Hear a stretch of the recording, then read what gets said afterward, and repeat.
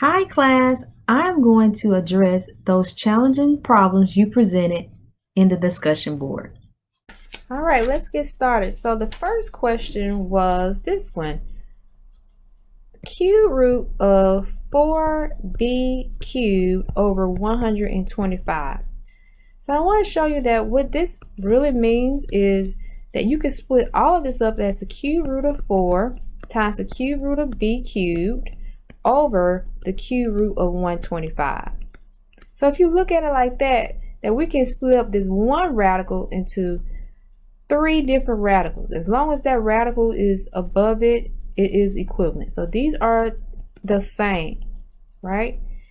Since everything is under the radical here. Now all we have to do now is simplify. Now can we simplify the cube root of 4? No, because 4 is not a perfect cube. So that remains. What about the cube root of b cubed? Yes, so as long as these numbers are the same, they are inverses of each other and it cancels out the radical. So since they're inverses, then that radical goes away. So what we have is just b divided by the cube root of 125. Yes, because 125 is a perfect cube. The cube root of 125 is 5.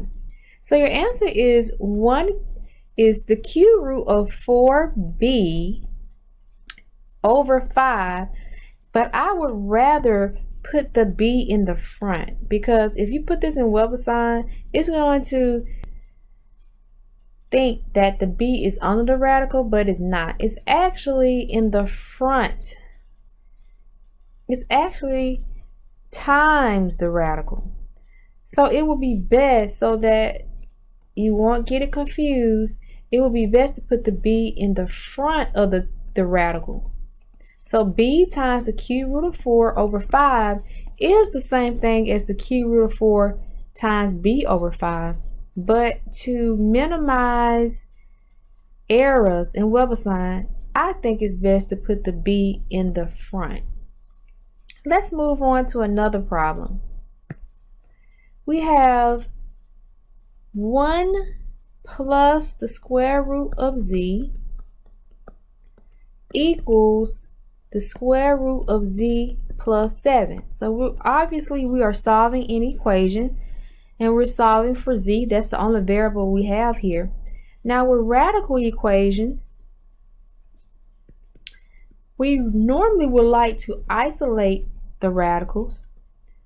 And as you can see here, it's not totally possible just to get radicals by itself because we have that 1 here. But at least we have a radical on the left side and a radical on the left side. So what I'm going to do is simply go ahead and just square both sides. So let's just square both sides. Now, when we square this side, make sure you know that you should rewrite this as 1 plus the square root of z times another 1 plus the square root of z. Why is that? Because not all of this is under the radical. Notice the 1 is not under a radical. So you can't simply just take away the radical from the z and your answer is 1 plus z. That is not true, because everything on the left side here is not under a radical. So it does not, the rule that is on the right side does not apply. Now on the right side, yes, we just have z plus 7 because everything was under the radical, not just z. So that's why on the right side is simpler than what's on the left side. Now, since we have a binomial times a binomial, let's go ahead and FOIL this out. 1 times 1 is 1. Plus 1 times the square root of z is the square root of z, plus another square root of z, plus the square root of z times the square root of z is the square root of z squared, which is simply z. Then I'm going to bring down z plus 7 on the right side. Now, notice here that we have a couple things that we could do. I'm not sure if you noticed this, but these are like terms here. So we could add those together. So let's just go ahead and do that. That's 1 plus we have 2 radical z plus z equals z plus 7. We also have a z on both sides. You know what that means? We can get rid of it, right? We could subtract z from both sides. And now we simply have 1 plus 2 radical z equals 7. Now here is a point where we can isolate the radical. Can we get the radical on one side by itself? Yes. First we need to do, let's get rid of this 1. And then that way we'll have 2 radical z equals 6. Now we're not totally out of the woods yet because we still have that 2, right? We still have this 2 attached to the square root of z. How can I get rid of that 2? Divide by 2.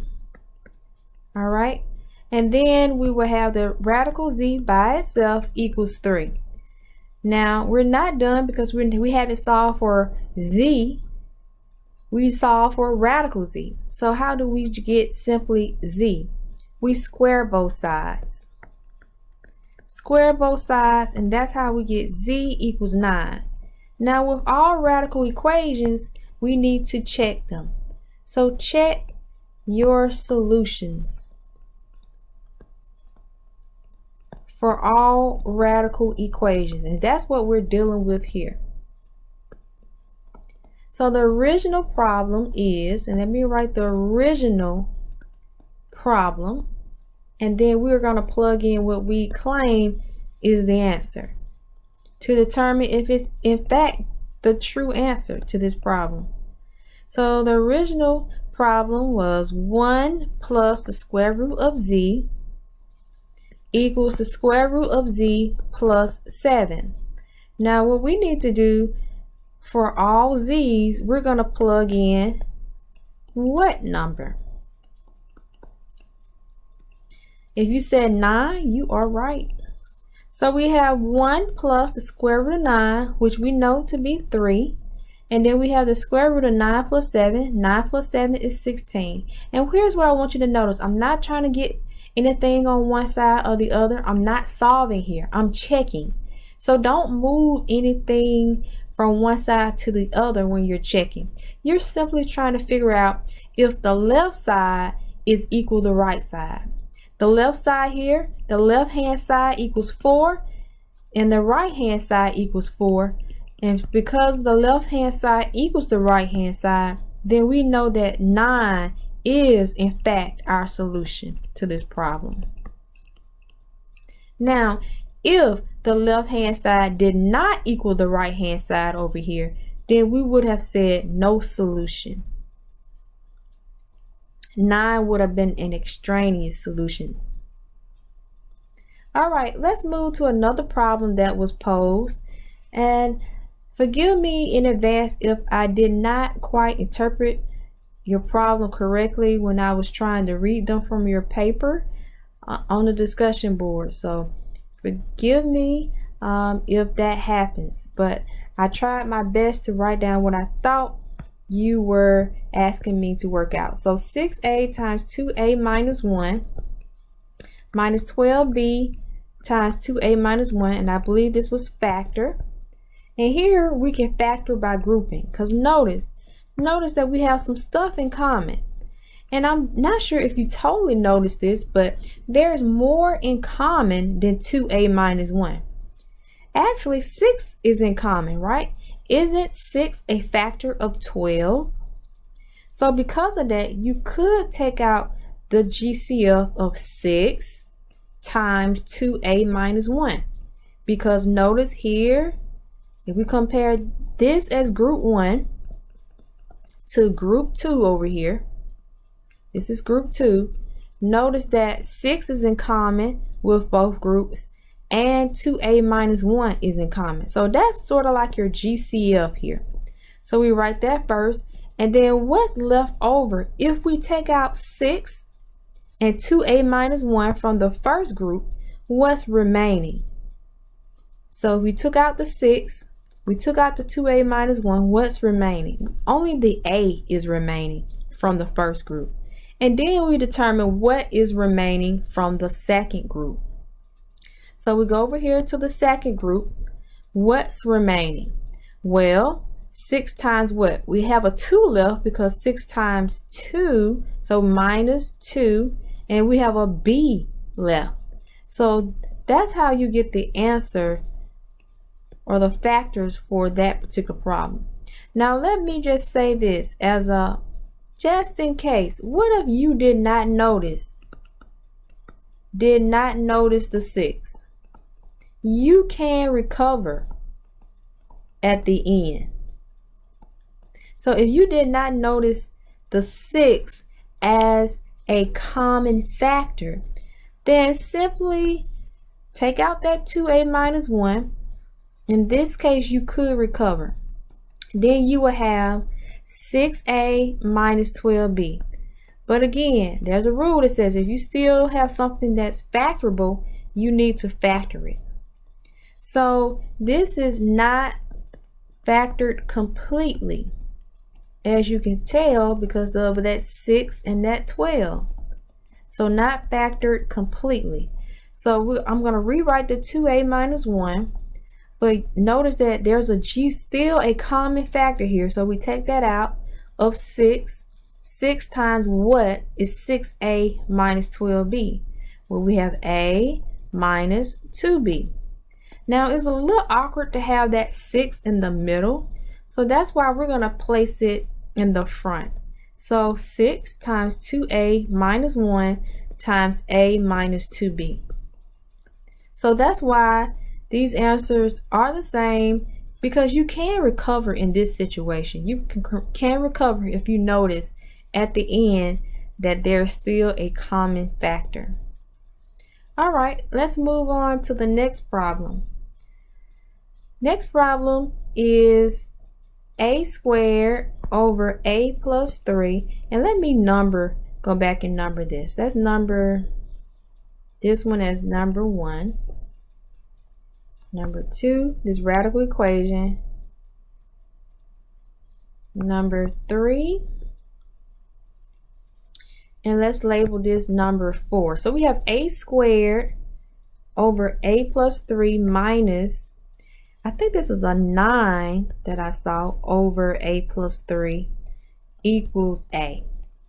Now this is also in equations. So again, obviously we're solving for a. A is the only variable here. We want to know what does a equal. That will make the left side equal the right side. So when we have rational equations or fractions in our equations, we multiply both sides by the LCD. Multiply both sides by the LCD. And the LCD here is a plus 3. Now, if we multiply the left side by a plus 3, then essentially we are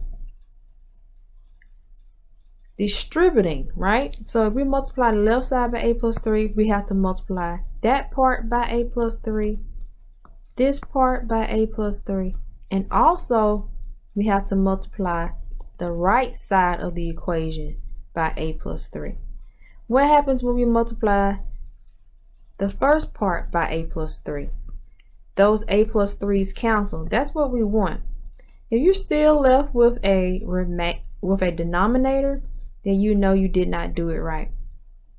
And then the a plus 3's go away here, and then we have a 9 equals, and let's go ahead and distribute that. That's a squared plus 3a. Wonderful. I love when I have the same thing on both sides. You know why? Because I know I can get rid of it. All you have to do is subtract both sides and it goes away, right? Cancels. So we have negative 9 equals 3a. We're going to divide by 3 and we're going to get a equals negative 3. Now the issue here is that when you have fractional equations, you may deal with restrictions. And notice here that in the denominator, we had a plus 3. We do not want a plus 3 to equal 0. Therefore, we do not want a to equal what? We do not want a to equal, if you solve for a here, -3. And that's exactly what we got. So that tells us if we plug in -3 into this a here, which we claim is the answer, we're going to get undefined. And we don't want that. So in this case, a does not equal to -3 because it leads to an undefined situation in math. Therefore, we do not have a solution to this problem. So no solution is ultimately what you should include. All right, moving on to the next problem. Now, when we have problems like this, it's perfectly fine to have negative numbers under an odd root. All right, because we can actually determine what the answer is. Now, we first figure out what are the perfect cube factors of 16. All right, perfect cube factors. So some perfect cubes are 1, 8, for example, 27, dot, dot, dot. So notice that we can split this up as -1 times 8 times 2, right? Because really we're challenging that 8, really. We want that 8 to get out of there. Since all of that is under the radical, you could split it up as the cube root of -1 times the cube root of 8 times the cube root of 2. Now the cube root of -1 is -1. The cube root of 8 is 2. And the cube root of 2, well, we can't simplify that any further, so we'll leave it as the cube root of 2. -1 times 2 is -2 times the cube root of 2, and you are done. All right, let's move on to the next problem. Let's attempt this problem here. We're dividing 5x squared minus 8x minus 2 divided by x minus 2. And we're going to take the synthetic division route here, or route. Synthetic division. Now with synthetic division, there's this half box sort of thing going on. Then you have this line at the bottom and you're like, what is going on here? And then we have to put k in the box. And k is always the opposite of what you see here. All right, so if you see -2, then there's a +2 that goes there. And then for the spots up here, you're going to put all of the coefficients of this 5x squared minus 8x minus 2, making sure you have all of your terms represented. Now if you're missing a term, you need to put a 0 in that spot. But since we started with degree 2, we have, and we're going down in descending order, we have a coefficient for x to the first power and we have a constant. There is no need for a placeholder. So we have 5 here, -8 here, and -2. So don't get confused. The only time we're switching signs, kind of, sort of, is when we're talking about what we're being divided by. All right, what's being divided by. So you don't do that for this part over here. All right, so essentially the template is x minus k, and whatever k is goes in that little box here. So you kind of not switching signs, but I'm telling you that because that's how most of the students remember it, to switch the sign. All right, so here we go. We're gonna dump 5 down below the line, so that's 5, and whatever you put below the line, you're gonna multiply it times what's in the box. So that's 5 times 2, which is 10. And then you add columns, so whatever is in the columns, you add them together. So -8 plus 10 is 2. Then again, we got something below the line, so we multiply that times what's in the half box over here. That's 4. Then again, this is a column, so we add the numbers in that column here. -2 plus 4 is 2. Now our answer is pretty simple. If we started out with degree 2 up here, then our answer would be 1 degree less. Why? Because we're always dividing by x to the first power, when we're dealing with synthetic division. So that's 5. And since that was degree 2, we go down 1 degree. 5x.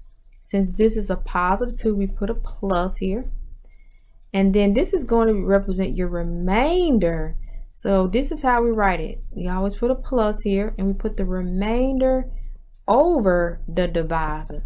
And what is the divisor? The divisor is x minus 2. So this is how you appropriately write your answer. All right, let's move on to the next problem. Let's go with number 7 here. That looks a little weird, so let me rewrite that. That's radical 2x plus 5 plus radical 2x plus 1 plus 4 equals 0. Now this one seems a little lengthy. Now it's not possible for us to isolate the radical completely by itself here, because either one side will have that 4 or the other side will have that 4. So, but it is, I think it's best to at least get one of the radicals on the other side.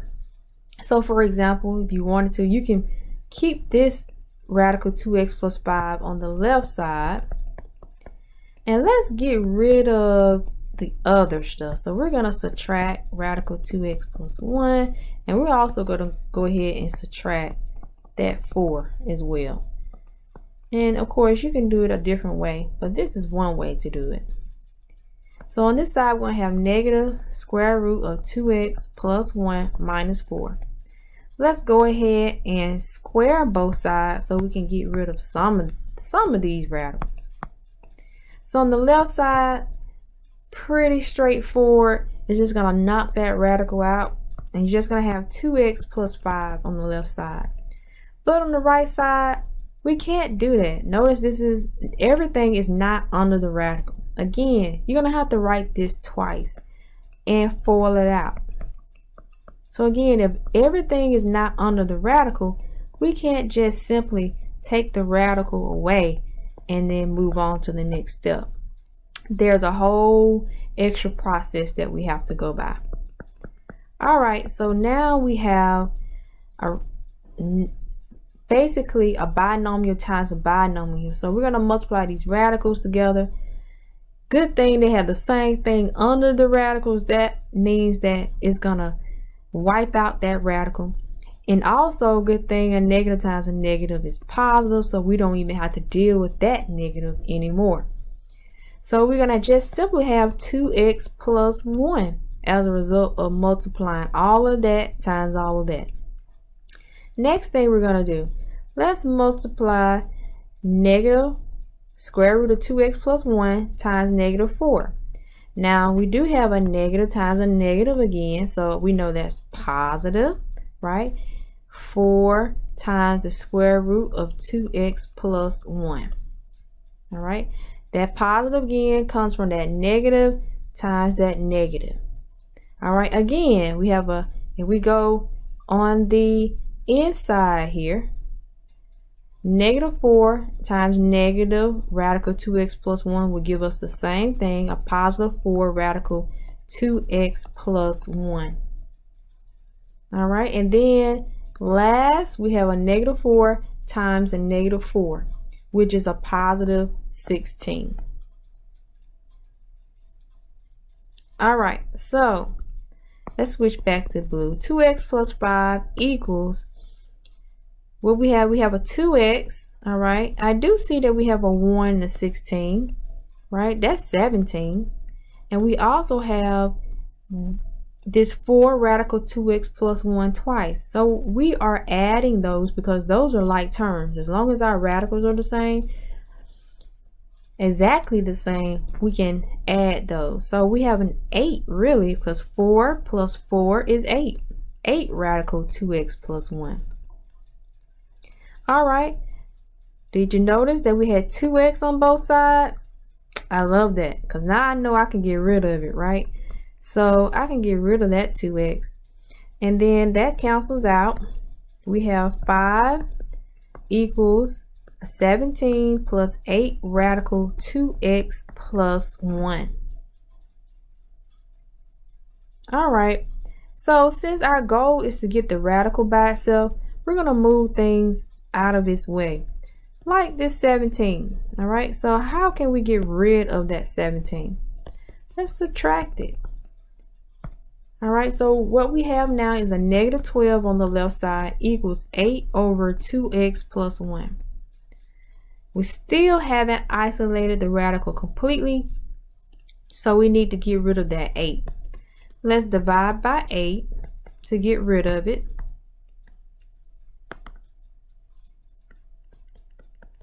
And we need to simplify negative 12 over 8. Negative 12 and 8 have 4 in common. 4 goes in negative 12, so we got negative 3 over 2. Now we can get rid of that radical by squaring both sides. So when we square the left side, we have to square that negative 3, which is 9, and that 2, which is 4.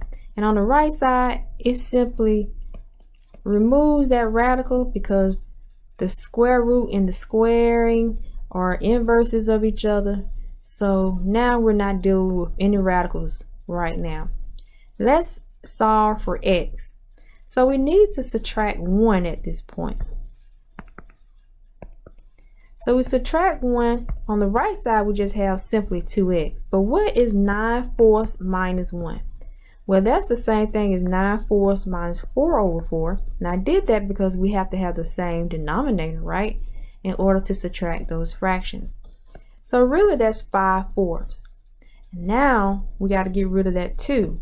Divide 2. And I like to put over here divide by 2 like that, because I know I need to do 5/4 times 1/2, right? Keep, change, flip. Equals x. So x is 5 over 8. Now that was long, right?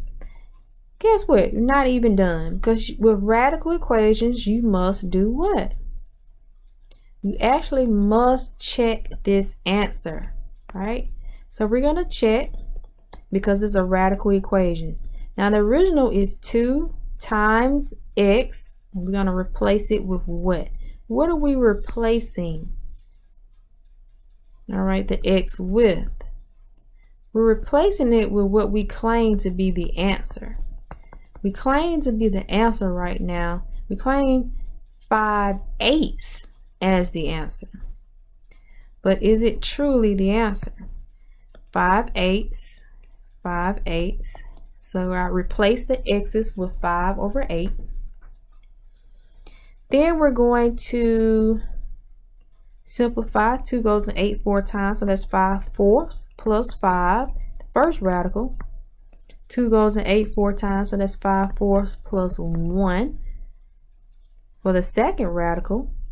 Plus 4 equals 0. You probably could tell the left is not going to equal the right yet. The left will not equal the right, because notice we have all these plus signs on the left side, and you wonder, how will we get to 0 on the right side? So that probably gives you the clue right there. But we're going to go full out. 5/4 plus 5 is the same thing as 5/4 plus what over 4? 20 over 4, right? Again, I'm just trying to get the same denominator, but it has to be equivalent to 5, right? So we have 25 over 4, radical 25 over 4, or square root of 25 over 4, plus the square root of 9 over 4, plus 4 equals 0. What's the square root of 25 over 4? Thank goodness we have perfect squares. That's 5 over 2 plus 3 over 2 plus 4 equals 0. These have the same denominator, so thank goodness. That's 8 over 2 plus 4 equals 0. So that's 4 plus 4 equals 0. 8 equals 0. Not true. 8 does not equal 0. Therefore, guess what? X does not equal 5 over 8. There is no solution to this problem. All right, let's move on to maybe a couple more and we'll be done for today. All right, so we have, let's try this one, number 8. Not sure if I wrote down this problem correctly. Forgive me if I did not. 5 times radical 2x cubed y times 6 times radical 6xy squared. Now we can multiply what's on the outside of the radicals together. For example, we can multiply the 5 times the 6 because they are free, they are outside of the radical. They can be multiplied together. So we know this is a multiplication problem because the parentheses are right next to each other, nothing in between this. All right, that's how we know it's a multiplication problem. So I can multiply pretty much anything based on the rules. For example, I can multiply the regular numbers together, the 5 and 6, which is 30, by the way. And I also can multiply what's under the radical together. So I can basically multiply 2x cubed y times 6xy squared together. So we know that's 30 equals radical 2 times 6 is 12. X cubed times x is x to the 4. Y times y squared is y cubed. We can't leave our answer like that because there are still perfect squares under the square root. Perfect squares under the square root. That's a no-no.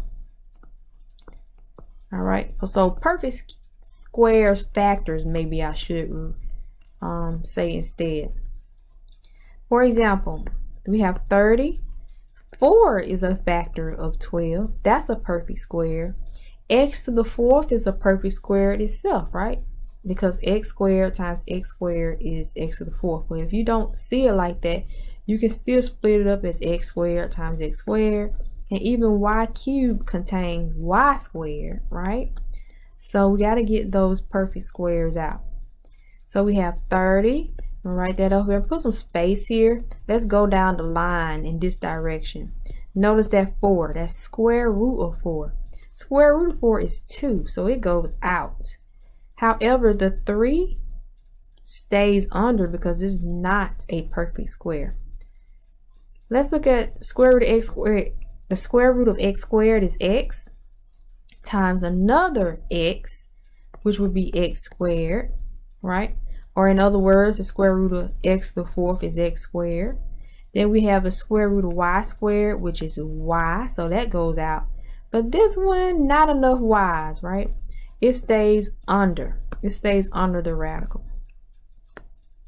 All right, so let's clean up everything on the left side. So that's 60 x squared y times radical 3y. So that's all you have to do for that one. Let's go to the last one. All right, let's try again. Forgive me, I'm not quite sure if I wrote this quite right, but we have this square. So since we have this square, notice everything in the parentheses is not under the radical. That's why we have to write it twice and FOIL it. Write it twice because that's what exponents basically mean, repeated multiplication, right? So we're just basically repeating and multiplying. So here we go. 4 times radical 6r times itself, where we can multiply what's on the outside. 4 times 4 is 16. And radical 6r times radical 6r is basically square root of 36r squared, which are perfect squares, right? So that's 6r. So anytime you have the same thing, the same radical, square root, and it's basically square root of 1 times square root of 1 is 1, for example. Square root of 2 times the square root of 2 is 2. Square root of 3 times the square root of 3 is 3. Square root of 4 times square root of 4 is 4. So therefore, if you follow that pattern, the square root of 6r times the square root of 6r is 6r. All right, 4 times a negative 6 is negative 24. Well, 4 radical 6r times negative 6 is negative 24 radical 6r. And we have the same thing here on the inside. And then last, we have that negative 6 times negative 6, which is a positive 36. The only thing I can see that we could do here, we definitely can put these together. These are like terms. And also we need to multiply 16 times 6r. What is 16 times 6r? All right, so that's 96r minus 48 radical 6r, because those were like terms, plus 36. I can't do anything else because there are no more like terms. This is not an equation, so I'm not solving for r or anything like that. So that's it. All right, this concludes this lesson on your challenging problems.